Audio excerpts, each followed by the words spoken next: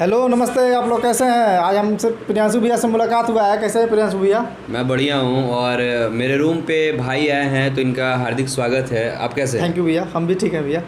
और सब बताइए भैया, भोजपुरी के बारे में कुछ, पवन सिंह के बारे में कोई नया खबर है तो?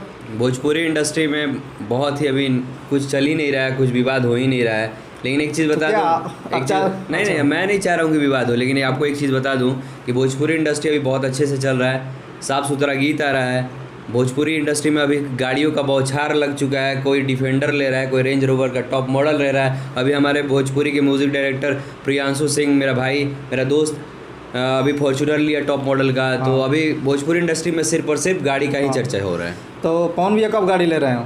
पवन भैया का जब मूड बन जाएगा, क्योंकि मूडी इंसान है वो, और उनका जब भी मूड बन जाएगा वो उस दिन गाड़ी आ जाएगा। तो पवन भैया शायद अभी ऑर्डर कर चुके हैं गाड़ी का ना? ऑर्डर हो चुका है। कब तक आएगा, आपको कुछ उम्मीद है? उम्मीद देखिए, पवन सिंह से कोई उम्मीद नहीं रहता। वो इंसान मूड के ऊपर का है, वो कभी भी कुछ भी कर सकता है। ये तो सही बात है भाई, पावर स्टार। हाँ, पावर स्टार तो है ही। आपको पता है कल उनका एक माँ अम्मा फिल्म्स का ऑफिस का मुंबई में लॉन्च हुआ है, माँ अम्मा फिल्म्स के ऑफिस का, और वो बहुत भव्य तरीके से ऑफिस को लॉन्च किया गया है। लगभग 6 करोड़ का वो फ्लैट है। सही बात है। तो वहाँ पे आपको जाना है? नहीं, अभी कोलकाता इवेंट है, कोलकाता में शो है, वहाँ पे जाना है। अच्छा, हाँ, वहाँ तो जाना है।